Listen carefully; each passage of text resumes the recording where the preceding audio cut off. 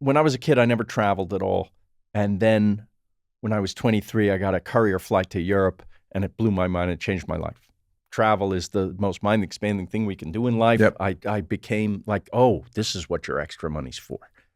Yes, I have to pay rent and eat, but every penny is not going to be spent on clothes, certainly, or stupid material things. I'm going to save up to so I can travel. Yep. Because this is great. Okay. In between season 1 and 2, I say to Ray, where are you going on your hiatus? He says he goes to the Jersey Shore. I say, that's great. Have you ever been to Europe? He says, no. I say, why not? He says, I'm not really interested in different. And right Say there. this for Ray, knows who he is. Or thinks he knows who he is. He's the greatest. Yeah. Right there, I get an idea. We're doing that episode. You're going to go to Italy as you, and you're going to come back as me. Someone excited about travel and Italy especially. Yeah. And it's where your family's from, Yeah. Ray. Okay. Yeah.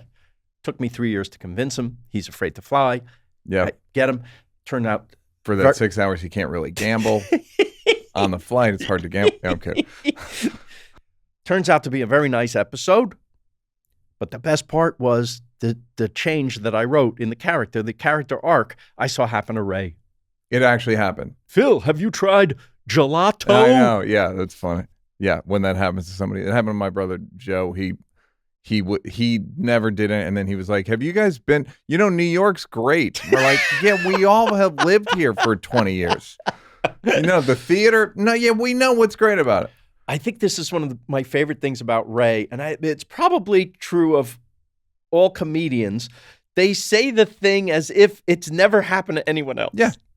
Yeah, that's the gift and the curse. Yes. I love it. I think young people have that as well. Like young people think like, have you ever, I one time said everyone, when you're young, you think every day is your birthday.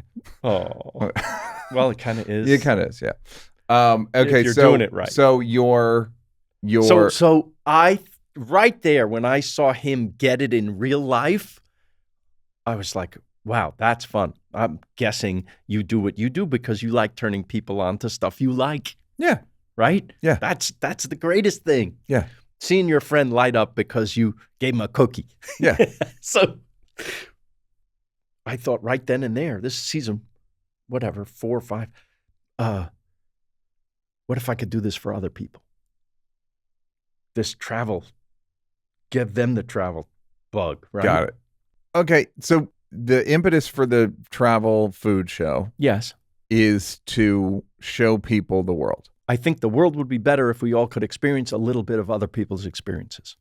So it's not just a guy eating. If it was a guy eating, it would be really boring. And I'm the guy eating. Yeah. It can't just be about that. But I'm using food and my stupid sense of humor to sneak in the real message. And what do you think makes, because when you started, Bourdain's on the show, or he's got TV, and there's a few shows like this. You know how right? I sold the show? How? I sold one line. I said, I'm exactly like Anthony Bourdain if he was afraid of everything. Great. What makes one of those shows good?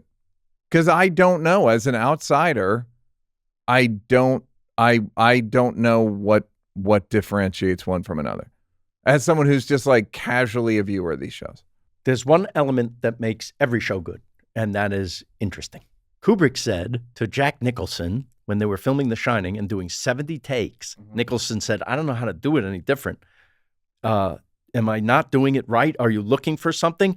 He goes, I'm not. He goes, then how will you know when it's right? And he goes, when it's interesting. Right. That always stayed with me. Yeah. One of the things that, of course, we think keeps something interesting is it funny? The only thing I have to offer in that genre is maybe I can make you laugh a little. Maybe.